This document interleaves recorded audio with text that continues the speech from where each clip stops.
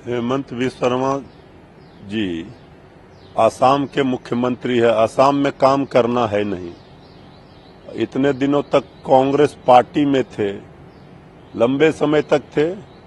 अभी बीजेपी में गए हैं तो वहां नया नया मुल्ला प्याज ज्यादा खाता है, इसलिए ज्यादा बोल रहे हैं। इनको तो असम में क्या हालात हैं, किस तरह लोग परेशान हैं, वहां जनता की सेवा के लिए कुर्सी पर बैठे हैं, वो तो कर नहीं पा रहे हैं। झारखंड में इनको पता चल जाएगा, कहीं भी एनडीए का अता पता नहीं रहेगा, सुफड़ा साफ होने वाला है। हेमंत विश्व शर्मा जी को सिर्फ इनका कंपटीशन योगी जी से है बयान देने में। यह हिंदू मुसलमान पर ही राग अलापते हैं। सबसे पहले इन्हीं को पाकिस्तान भेजना चाहिए।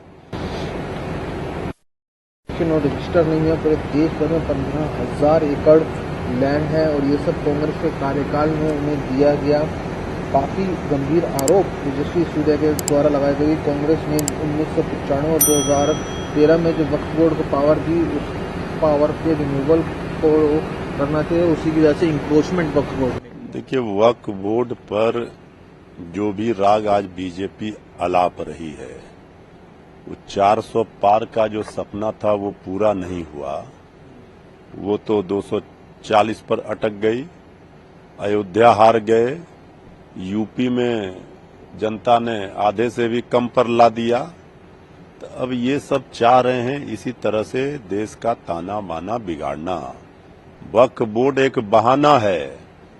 असली वोट कैसे ध्रुवीकरण करना है, इसीलिए ये सब बयान देना है बीजेपी वालों को।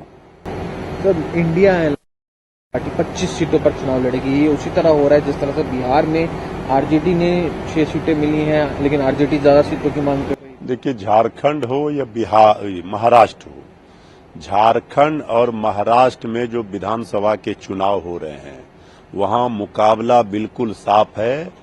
दोनों राज्यों की जनता इंडिया गठबंधन के साथ है। जब हम गठबंधन में रहते हैं तो इस तरह का चुनाव में होता है। दलों के बीच में सब लोग चाहते हैं हमें ज्यादा सीट मिले, हम ज्यादा सीटों पर लड़ें।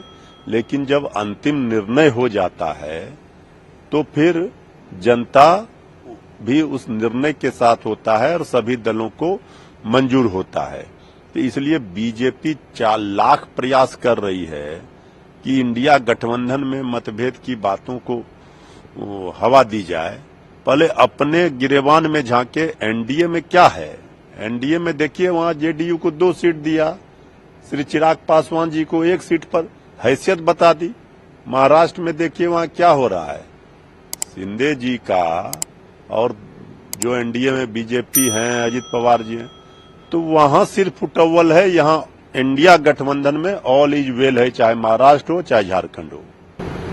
सर, बिहार प्रसाद यादव जी के कार्यकाल में किसी भी तरह का कोई फर्क नहीं था। जहां गन पॉइंट पर अपराधी जो थे लालू जी के कार्यकाल में परेशान करते थे, रोबरीज करते थे, और नीतीश कुमार के कार्यकाल में अधिकारी जो हैं लोगों को लूट रहे हैं, परेशान कर रहे हैं। दोनों का ही कार्यकाल एक समान रहा और दोनों ही लोगों के उसमें जंगल। देखिए, ये सब बयान दे करके वो जनता को तेजस्वी यादव जी से, महागठबंधन इंडिया गठबंधन से, लालू प्रसाद जी से अलग नहीं कर सकते। ये तो आदरणीय नीतीश कुमार जी के साथ ही न थे। उन्होंने ही कहा कि आदरणीय अमित शाह जी के कहने पर हमने जेडीयू में बना दिया था वाइस प्रेसिडेंट। तो उस समय तो गुणगान कर रहे थे, अब राग अलाप रहे हैं। अरे वो सामाजिक न्याय, वो गरीबों का राज था। उस राज में जो काम हुए उसे कोई ना भुला सकता न मिटा सकता। ये सब क्या बात करेंगे? बीजेपी के बी टीम बन करके वोट कटवा का काम करना चाहते हैं। वो सब होने वाला नहीं है। इनको हैसियत पता चल जाएगा। अभी जनता के बीच में गए हैं तो पता चल जाएगा। महात्मा गांधी जी के जयंती पर पार्टी बनाते हैं और वो उसी मंच से कहते हैं कि हम 1 घंटे में शराब चालू कर देंगे। ये महात्मा गांधी जी का सम्मान कर रहे हैं कि अपमान कर रहे हैं? और ये लोगों को पाठ पढ़ा रहे हैं, ज्ञान दे रहे हैं। आम आदमी पार्टी का कहना है कि वो बीजेपी के कार्यकर्ता थे। दिल्ली पुलिस ने किसी भी घटनाक्रम से इनकार किया। देखिए, निश्चित रूप से लोकतंत्र में जो लड़ाई है, राजनीतिक लड़ाई लड़ी जाती है, विचारधारा की लड़ाई है।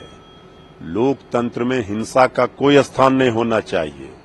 लेकिन जो हमारे विरोधी हैं बीजेपी, वो जहां जहां विपक्ष की सरकारें होती है, चाहे बंगाल हो, दिल्ली हो, झारखंड हो, हर जगह वो विपक्ष के नेताओं पर इसी तरह से अभद्र व्यवहार करते हैं, अभद्र टिप्पणी करते हैं। कल आज श्री केजरीवाल जी पर तो एक तरह से कहें आप हमला हुआ है, और आम आदमी पार्टी के नेताओं ने बताया है कि वो बीजेपी के द्वारा किया गया है। इससे इनकार नहीं किया जा सकता है।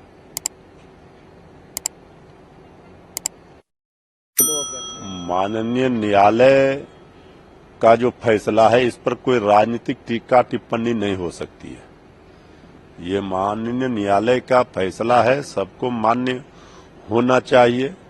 ये धर्म और आस्था, ये सियासत का विषय नहीं हो सकता है। भगवान सियासत का विषय नहीं हो सकते हैं। जो लोग हैं वो अपना जा रहे हैं न्यायालय में, न्यायालय जो भी फैसला सुना रहा है वो सबको स्वीकार होना चाहिए।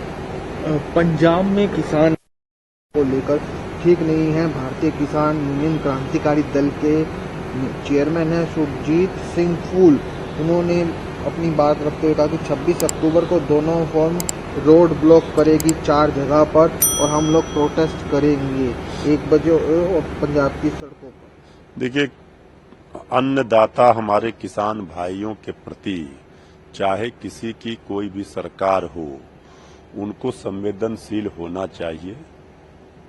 हमारे अन्नदाता भाइयों की क्या समस्या है, उनकी क्या मांग है, किसी भी सरकार को उसे गंभीरता से सुनना चाहिए और उनको संज्ञान में लेकर जो न्यायोचित हो उसे पूरा करना चाहिए मांग को।